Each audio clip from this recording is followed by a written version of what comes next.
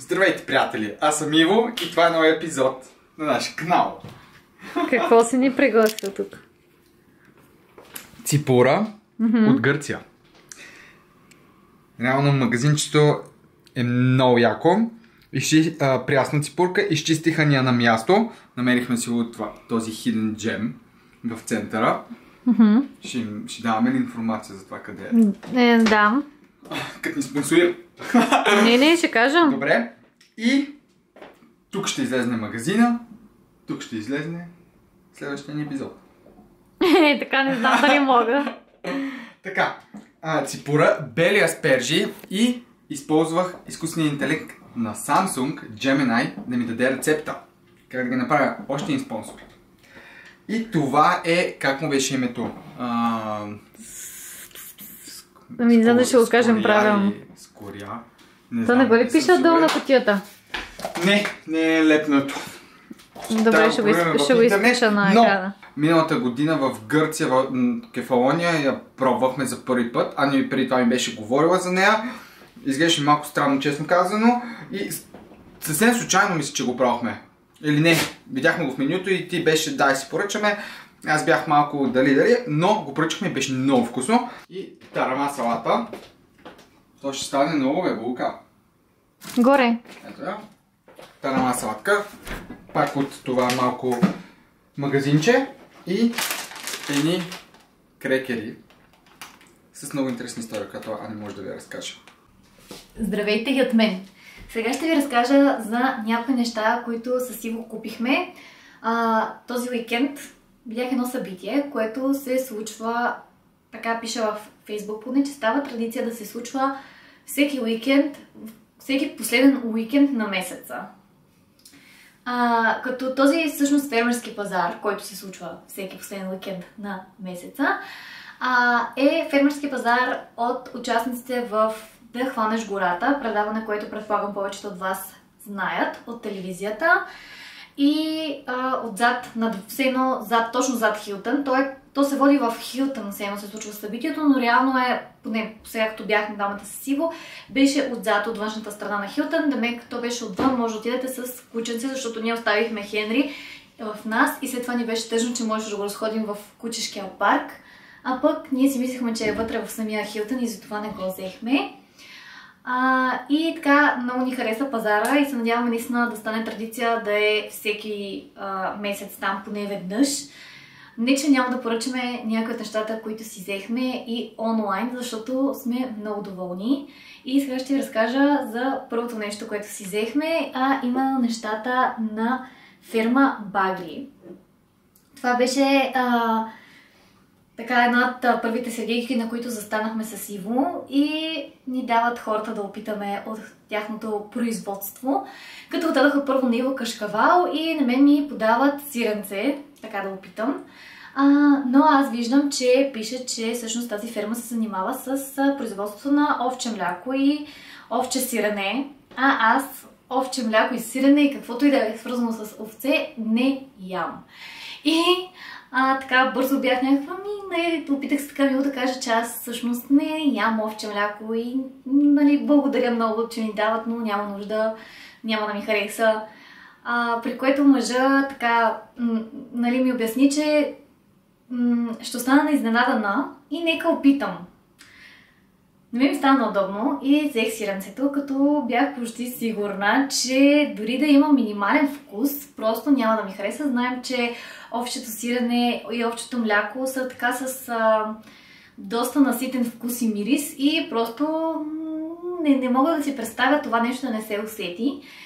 И така бях изключително изненадана и направо не можех да повярвам, че всъщност наистина нямаше никакъв вкус. Сиренето нямаше, буквално беше като едно краве сирене. Наистина няма никакъв вкус, никакъв мирис, нищо. Ако ви го даде човек и не знаете, няма да разберете, че това е овче сирене. След това ни дадоха да опитаме, те правят катък и няколко вида разядки. Имаше една с ориенталски подправки, които също бяха много хубави и отново не се усеща нищо. И така накрая ни казва, искате ли да опитате и от прясното мляко.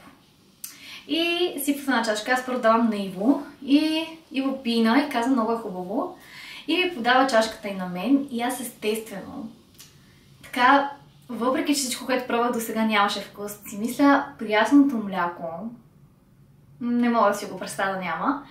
И взимам чашката и така нежно, преди да си пина, подуших млякото и си пивам. Първото не ме ричаше на нищо. И второ, вкуса отново няма да предположите, че това е овче прясно мляко. И така много се зарадвах, защото по принцип овчето мляко се води така едно от най-полезните за нас. Освен това, всъщност нещо, което след това говорихме с хората, е това, че те ми обясниха. Не се усеща вкус и мирис така силния и натрапчив в млякото и в техните продукти, защото първо имат много висока хигиена на животните. Второ, самия сорт овце също има огромно значение и техните овце произвеждат този две тип мляко, за което бях говорила в едно от видеята. Всъщност мисля, че точно за видеото за акне.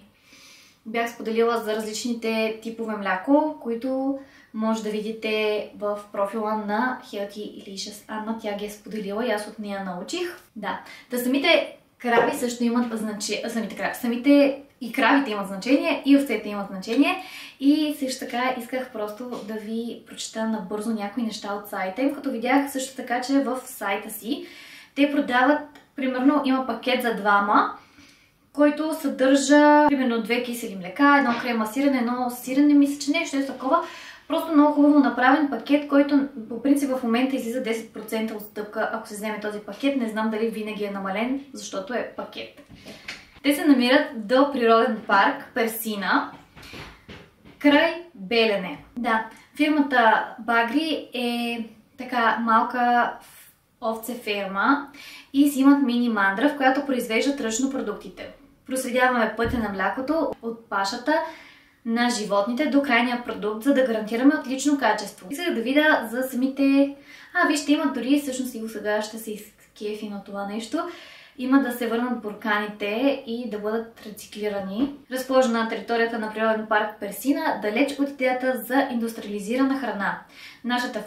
Нашата ферма спокойно приютява в обятията си над 750 овце от породата Лакон. Ето тази порода.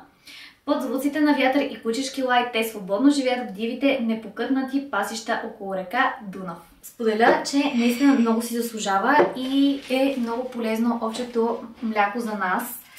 Така че ви препоръчвам да ги опитате. Това е сиренцето. За цени мога да ви кажа специално на нещата от Багри, защото сме си запазили бележката.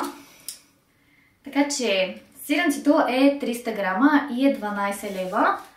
Прясното мляко е 6 лева и е 500 мл. Това е крема сирене, което не е на тази бележка и не мога да ви кажа цената, защото за крема сиренето реално се върнахме, първо обиколихме и се върнахме след това, защото когато обикаляхме на пазара, нещо друго, което е много интересно, нека ви кажа за следващия ни продукт, и решихме да опитаме и си взехме отново, е сладко от боровинки, 100% плодово съдържание, без захар, като те произвеждат единствено сладко от боровинки и имаше сладко от боровинки с захар, с подсладител и без никаква захар. Ние опитахме това без захар и честно казано, когато го опитах, дори се зачудих защо хората изобщо слагат в сладкото захар, след като то си беше сладко и не виждам изобщо нуждата да се добави допълнително захар. И когато всъщност тръгнахме така от пазара, не го взехме веднага това сладко, тръгнахме с сила от пазара, отидохме до гръцкия магазин, за който ще ви разкажа след малко. И излизайки от магазина се сговорихме всъщност колко би било вкусно сутрин закуска една препечена квасена филийка с малко крема сирене и с малко сладко. И така, докато го обсъждаме, просто се върнахме за да си вземем крема сиренето от овче мляко и да си вземем един буркан от сладкото. Съставките на сладкото са боровинки синя американска 60%, ябълков концентрат и регулатор на киселинността. която е лимонова киселина. Пише, че е ферма за отглеждане на американски боровинки и маслодайни рози. Може да намерите боровинките си, имат страница във Facebook, от която може да попълните чрез една като анкета какво искате да си поръчате. Те се занимават главно с отглеждането на тези боровинки и намерих също така да ви споделя какви са цените и какви са другите. Аз изпуснах с захар и има с сладка от боровинки и с люта чушка хабанеро. Цената на тези, които са сладкото от боровинки с захар е 10 лева, както и на това без захар нашето е 10 лева. Те са доста така голям буркан, 380 грама е буркана. С люта чушка е 12 лева и има сладко от боровинки, 100% плодово съдържание. Също 12 лева. Всъщност нашето дали не беше 12 лева?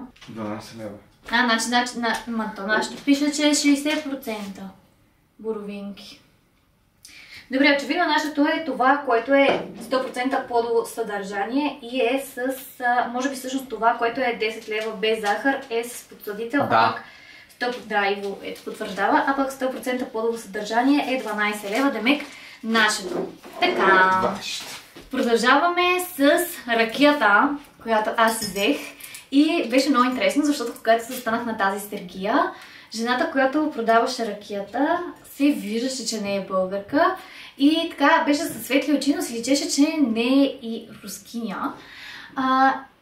И аз си мислех, че според мен е англоговоряща, дали американка, дали англичанка, тя говореше на български, но за момент използва чуждица на английски, която просто ми потвърди, че това със сигурност е англоговорящ човек. И така беше ми много интересно да влезна да проверя всъщност информация и за нея. Като ракията те продаваха сливова ракия на мястото и черешова ракия и двете без захар, което също така много ми хареса, защото аз обичам да пия ракия, но ми е съвестно, защото знам, че алкохол като цяло е калоричен, а пък с тази добавена захар, която има, още по...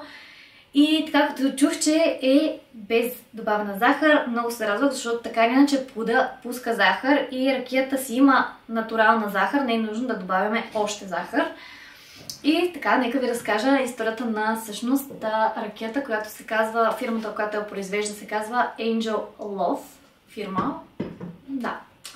С Кейси е от Ню Йорк и през 2006 идва в България. Като защо идва? Заради любов, както в повечето истории. Кейси се запознава с съпруга си Ангел, който е родом от Кюстендил. Запознават се в бар в Ню Йорк, където тя работи като барман. Той пък е приятел на собственика. Срещат се там, влюбват се и решават да дойдат в България, където да отглеждат своите деца и да направят техния бизнес, който е свързан с производството на ракията. Също така продаваха натурални сапуни и тук виждам, че се занимават и с имат ферма за трюфели, нещо, което ние за трюфелите нищо не видях. Те са вече от 25 години заедно, мисля, че от 20 години е техният бизнес и ракията е много хубава. Жената беше много мила. Също така самата бутилка според мен е супер красива. И да, би ви препоръчала и от нея да пробвате, ако обичате ракия. Тя беше 45 лева.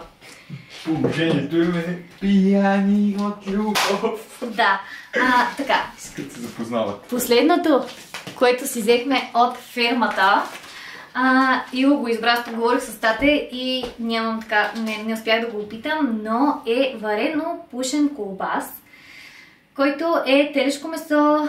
Също само телешко месо ли е?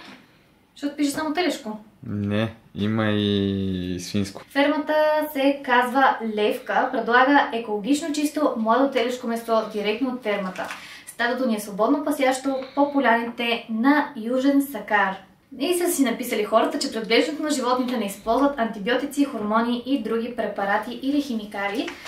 Месото изглеждаше много добре и вярвам, че има направил много хубав избор.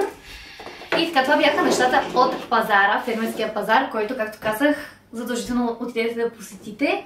И след това отидохме до гръцкия магазин, с който всъщност започна това видео, който наскоро открихме със Иво, ние и друг път сме го споменавали.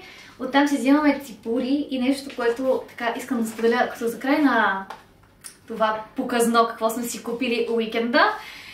Ето тези сухари. Имаше няколко вида с различни вкусове. Тези, които ние си избрахме са с чесън и сирене, защото така най-много отиваха, понеже си взехме тарама. И ползвахме главно за хапване на тарама. Историята на фърната започва от нашата баба Анна. След идването й да се омъжи в Свакя, тук тя донася със себе си всички тайни на своята кухня. Предава ги на дъщерите си и снаха си, а те от своя страна ги завещават на нас, техните деца. Естествено, спомените ни от детството са придружени от миризми, вкусове и аромати, които са останали непроменени в съзнанието ни. Бъдете спътници в нашето кулинарно пътешествие, за да се разходим заедно по вкусните пътеки на Свакя от остров Крит. И състава така е много чист. Слънчогледово масло, мая, сол, бак, пулвер, риган, чесън, черен пипер, сусам и вода. Точно това, което трябва да има в едни сухари. Между другото, пробвахме в тези новите на Бетър. И също много вкусни. И последното, което ви показвам, защото така не че това видео стана какво си купихме през уикенда. Нека ви покажа последното нещо, което купих. Тази турбичка, която е за цедене на ядкови млека от Зоя беше и струва 7 лева и 35 стотинки. Като блендир, ако искате да си направите ядково мляко, просто слагате в блендер ядки, вода, може да сложите в форми, някакъв подсладител и след това изсипвате тук, като блендера ги смели, изсипвате тук каквото е останало, стискате и ще останат тук парчетата ядки, а пък отдолу ще имате мляко, затова се използва тази турбичка. Това е от мен за сега. Надявам се видеото да ви е било полезно и да опитате продуктите, които споделих с вас, защото наистина си заслужава да подкрепим малките бизнеси на България. Това е всичко от мен. Ви викнала Иво, за да завършим този кадър заедно, но той е погащи. Мога да викна Хени, но той не знам да ще дойде. Хени, ела тук да кажем чао. Нека го взема. Той бяга. Добре, той бяга. Само аз ви казвам чао. Ако това е края на видеото, абонирайте се за нас, харесайте видеото. Добре, стой така. Ако това видео ви е харесало, абонирайте се за канала, харесайте клипчето. Чао и до скоро!